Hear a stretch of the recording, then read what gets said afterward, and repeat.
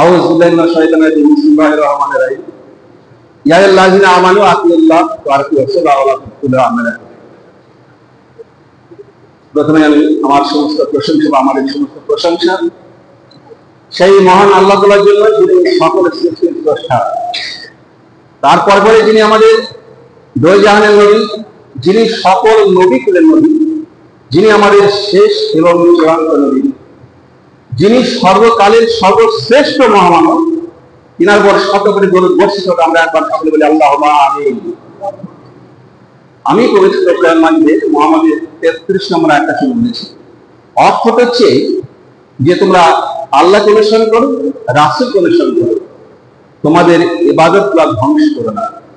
তাহলে এখানে বোঝা যাচ্ছে এই আয়াতটা দ্বারা যে আমরা যে ইবাদতগুলো করছি, অর্থাৎ যে সালাত আমরা আদায় করছি, এই রমজান মাসে যে সিয়াম পালন করছি, বা আমরা যে হজ বা যে যাকাতগুলো আমরা দিচ্ছি, সেগুলো ধ্বংস হওয়ার একটা কারণ আছে এবং সেগুলো ধ্বংস হবেই হবে, কোনো সন্দেহ নেই। যেহেতু আমাদের পবিত্র কোরআন মাজিদে আল্লাহ তাআলা ঘোষণা করছেন, যেহেতু রমজান মাস, আজ বিশেষভাবে আমি দান সম্পর্কে আপনাদের কিছু কথা বলার চেষ্টা করবো ইনশাআল্লাহ। আপনারা একটু ধৈর্য সহকারে কথাগুলো শুনবেন এবং যারা শিক্ষিত ছেলে বা জ্ঞানী মানুষ আছেন, আমার কথাগুলা একটু ভাবার চেষ্টা করবেন।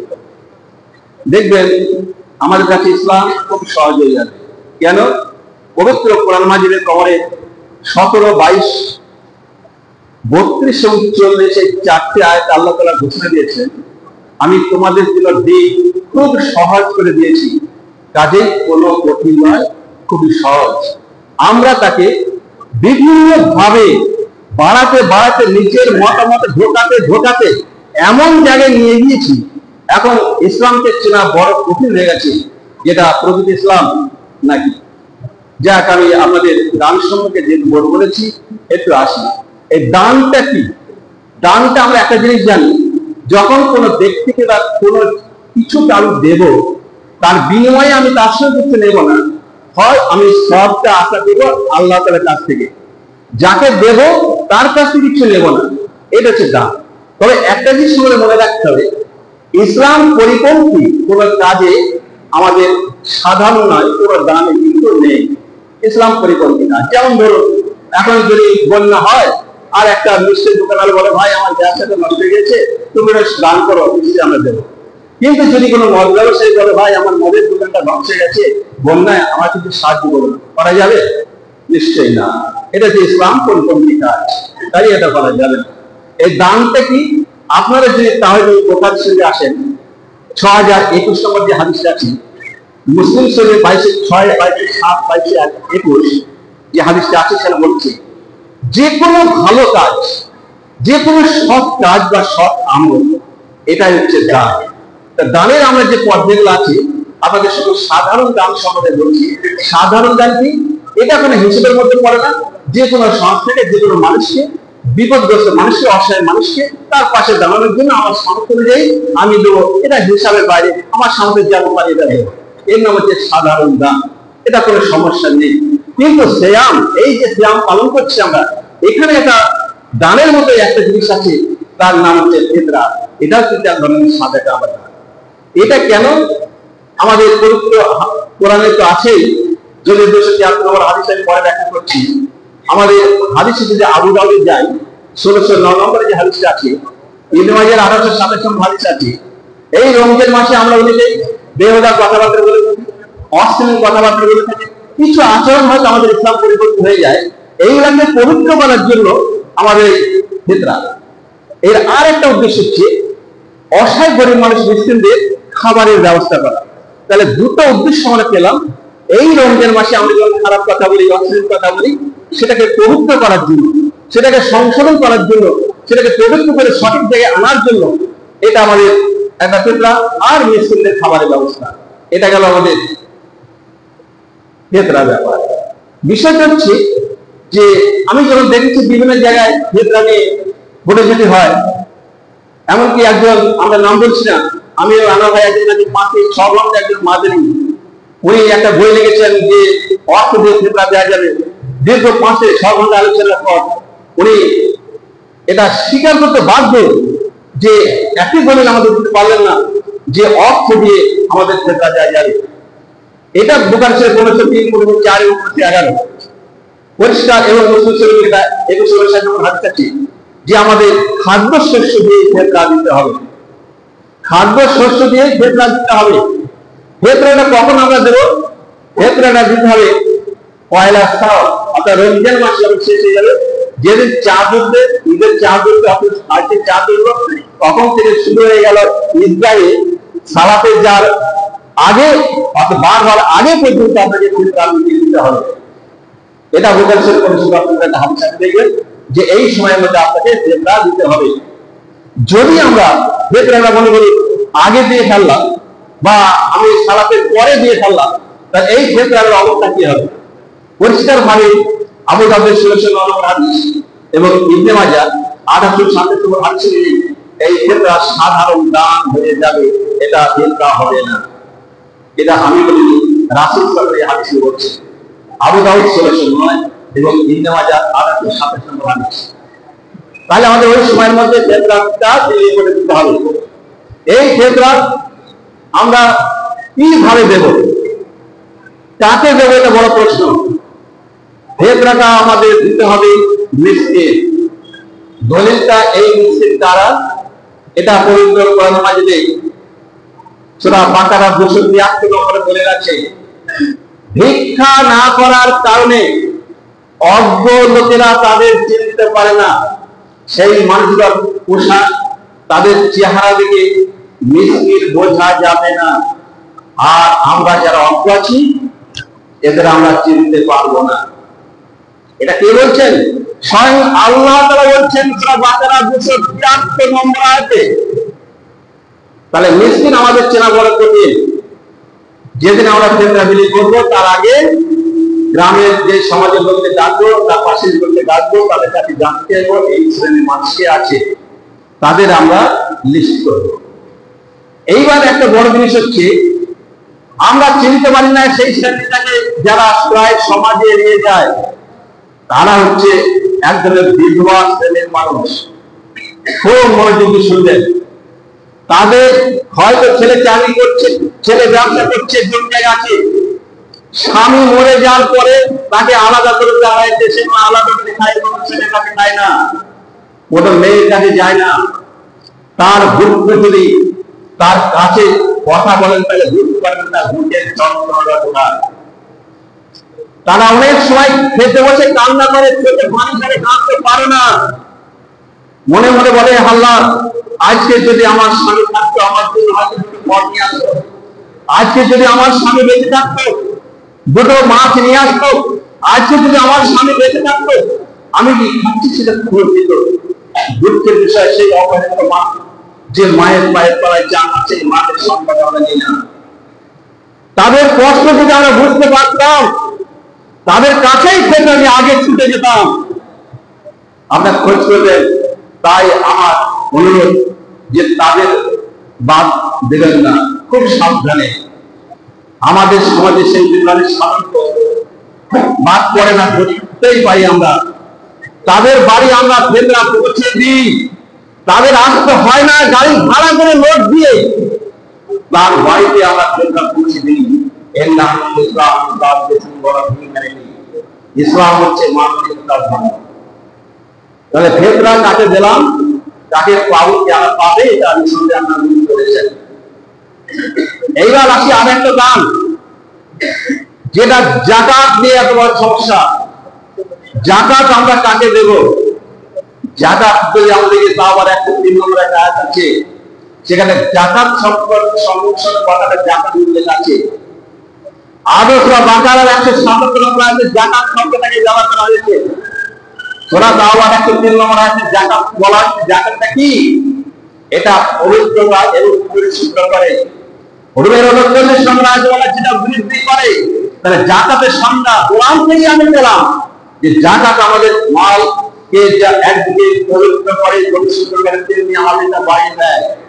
সেই সঙ্গে আমাদের অন্তর পবিত্র হয়, অন্তরের পরিশুদ্ধতা হয় আমাদের যাকাতের মাধ্যমে। এই যাকাত হচ্ছে আমাদের মুসলিম সমাজে একটা চালিকা শক্তি। এই জাকাত যদি না থেকে সমাজ অনেক পিছিয়ে যেত, সেই সময় দিন প্রতিষ্ঠা করার ব্যাপারে।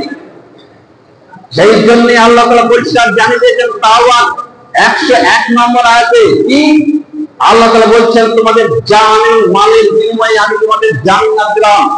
অর্থাৎ জান আর মালের বিনিময়ে আমরা জান্নাত পাবো। এখানে বলেছে জান ও মাল আল্লাহর রাস্তায় দিতে হবে। কেন? সেই সময় ইসলাম যখন প্রতিষ্ঠিত হয়, রাসূল সাল্লাল্লাহু আলাইহি ওয়াসাল্লাম আল্লাহর নির্দেশ আছে কি সেটা কত নম্বর আয়াতে দেখতে পাবেন, তাওবা 33 নম্বর আয়াতে দেখতে পাবেন। এছাড়াও আপনার ফাতা 28 নম্বর আয়াতে পাবেন। আল্লাহ তাআলা রাসূল সাল্লাল্লাহু আলাইহি ওয়াসাল্লাম বলেছেন, হে রাসূল, তোমাকে আমি হিদায়াত দিই আর সত্য দিন সরকারের মালিক এই দিনকে প্রতিষ্ঠা করার জন্য তখন যুদ্ধ বেঁধেছে একমাত্র দিন প্রতিষ্ঠা করার জন্য। রাসূলের স্বার্থে যুদ্ধ হয়নি, কোন মানুষের স্বার্থে যুদ্ধ হয়নি, আল্লাহর যা দিন প্রতিষ্ঠা করার জন্য যুদ্ধ হয়েছে। এই যুদ্ধে সকলের টাকা ছিল না, সকলের থাকতে ছিল না, তারা ছুটে গিয়েছে। অন্তরের যুদ্ধগুলো আমাদের যুদ্ধ খরচ হয়ে গেছে। আল্লাহ তাআলা জানিয়ে দিয়েছেন বাকারা 2 নম্বর আয়াতে তোমাদের যুদ্ধ খরচ। তাহলে সেই সময়ে তাদের যুদ্ধ খরচ ছিল, সবাই টাকা দিতে পারতো না। তাই তাদের যুদ্ধের সরঞ্জাম করার জন্য, যুদ্ধের ব্যবহৃত যন্ত্রপাতি কেনার জন্য, এই যুদ্ধকে পরিচালনা করার জন্য, যুদ্ধে ভারত সাহাবীদের সেবা শুশ্রূষা করার জন্য, তাদের সংসারের অভাব মেটানোর জন্য এই জাকাত খরচ করা হয়েছে তাদের দেওয়ার জন্য। সেই দিনে তাওবা তাদের কথা উল্লেখ এসেছে। আমরা জাকাত কাকে দেবো? জাকাত দিতে হবে মাত্র 8টা শ্রেণী। তাওবার 7 নম্বর আয়াত বলে, প্রথম হচ্ছে ফকির বা দরিদ্র, 2 নম্বর হচ্ছে মিসকিন, 3 নম্বর যারা জাকাত আদায় করে সেই কর্মচারীদের, 4 নম্বর হচ্ছে যারা হিন্দু বা মুসলিমরা যারা ইসলাম ধর্মে আসবে তাদের সাহায্য সহযোগিতা ইসলামের দিকে আগ্রহ বাড়ানোর জন্য। তারপরে এসেছে দান করতে জন্য, তারপরে এসেছে মোসাফির জন্য, তারপরে এসেছে যাদের ঋণ আছে শোধ পাচ্ছে না তাদের জাকাত দিয়ে সাহায্য করতে হবে। তারপরে শেষে আল্লাহর রাস্তা। এই আল্লাহর রাস্তা বলতে এখানে অন্য কোথাও বোঝানো হয়নি, আল্লাহর রাস্তা বোঝানো হয়েছে। এই দিন প্রতিষ্ঠিত করতে গিয়ে, হককে প্রতিষ্ঠিত করতে গিয়ে, সাহায্য সহযোগিতা করতে গিয়ে, যুদ্ধ সরঞ্জাম আরম্ভ করে তার যা যা প্রয়োজন তা কেনার জন্য তাদের আল্লাহর রাস্তায় জাকাত দিয়ে ঘোষণা করা হয়েছে। তাহলে আমাদের জাকাত ভেবে চিন্তে হবে। জাকাত যদি একজনের হক আর একজনের করে যায়, হক মারার দায় হবে আল্লাহর কাছে অপরাধ হিসাবে। আর আল্লাহর কাছে যদি একবার অপরাধ হিসাবে ওঠে, 5 নম্বর আয়াতে পরিষ্কার দলিল, আল্লাহর কাছে কোনোভাবে যদি অপরাধ হিসাবে আসে সেখানে এমন শাস্তি আমার দেওয়া হবে, সেখানে আমি না মরবো না বাঁচবো। তাহলে বুঝতে পারছেন আমাকে এই জাকাত দেওয়াটা যেমন খরচ হয়েছে, দেওয়ার আর বড় ব্যাপারে যদি আমরা সতর্ক না থাকি, তাহলে ওই সূরা বাকারা 26 নম্বর আয়াতে যেমন মানুষ পথভ্রষ্ট হবে, হেদায়েতের যেমন পায়, আরেকদিকে পথভ্রষ্ট হয়ে যায়। জাকাত একজনের বা আরেকজনের বাড়ি ফেললে আমি একজনের হক মারার অপরাধী, আমার শাস্তি হবে না, এটি কোনো সম্ভব নেই। তাই আমাদের মনে রাখতে হবে জাকাত ইসলামের একটা মেরুদণ্ড বলতে পারেন, অর্থনৈতিক মেরুদণ্ড, যা আমাদের পক্ষে জরুরি। জাকাত তাদের হবে যার দেবে তার সম্পদ যদি 87 গ্রাম অর্থাৎ 7.5 ভরি সোনা, 612 গ্রাম বা 5.5 ভরি রূপা যদি অর্থ তার কাছে তার খরচ বাদে সংসার চালানো নিত্য প্রয়োজনীয় সামগ্রী কেনার বা খরচ করার পর যে সমস্ত থাকে তার মূল্য যদি 12.5 ভরি এবং 7.5 ভরি সোনার মূল্যের সমপরিমাণ হয়ে যায়, তাকে জাকাত দিতে হবে। আর বলে রাখবেন যারা ব্যবসা করছে তার মাল কাঁচামালের জায়গায় সেটা যদি এই মূল্যের সমান হয়ে যায় তাকে জাকাত দিতে হবে। তবে আর একটা মানুষ আমরা বলে থাকি জাকাত তো দেবো, ঠিক আছে, আমি তো বছরে রোজার মাসে দেবো, আমি তো তার আগের মাসে সব খরচ করে দিয়েছি, আমি জমি কিনে ফেলেছি, আমি অন্য কিছু করে ফেলেছি, সেটাও আপনাদের জাকাত দিয়ে কাজ করতে হবে। জমি গাছ করা বাড়ি ঘোড়া কিনবেন, গরিব বাস কিনবেন, কেনার সময় জাকাত দেওয়ার পরে আর জাকাত লাগছে না, তখন ওর দ্বারা উৎপাদিত যে সম্পদ, উৎপাদিত যে অর্থ, তার ইনকামের যেটা আসছে সেটা যদি হয়ে যায়, তার জাকাত আপনাদের দিতে হবে। জাকাত আমাদের না দিলে আমাদের জাকাত পাওয়া বড় কঠিন হয়ে পড়বে। কেন? এখানে যেখানে ইসলাম পবিত্র করে মাঝে যেখানেই আপনি ইসলাম দাঁড়াতে করতে পারেন, সেইখানেই আমরা জাকাতের কথা পাবেন। বুখারী শরীফ 14 নম্বর হাদিসে আবু বকর সিদ্দিক বলেছেন, কেউ যদি সারা জাকাতের মধ্যে পার্থক্য তৈরি করার চেষ্টা করে, আমি আবু বকর সিদ্দিক জাকাত কত গুরুত্ব বলে হাদিসে আমরা বুঝতে পারছেন। কাজে জাকাত আমার প্রত্যেকটা মুসলিম ভাইকে সতর্ক করার নির্দেশ দিচ্ছি। সতর্ক না হতে পারে আমাদের জীবনে বরবাদ হয়ে যেতে পারে। জাকাতে না দেওয়ার কারণে আমার সমস্ত আমার ধ্বংস হয়ে গিয়ে আমার জাহান্নাম ছাড়া কোনো জায়গা আমার হচ্ছে না। কাজে আপনারা সতর্ক থাকবেন জাকাতের ব্যাপারে। যাক, আমার আর একটা বলে আমার সময় লেগেছে, আমি বলছি ওসিয়তের দামটা আমরা ভুলে গেছি।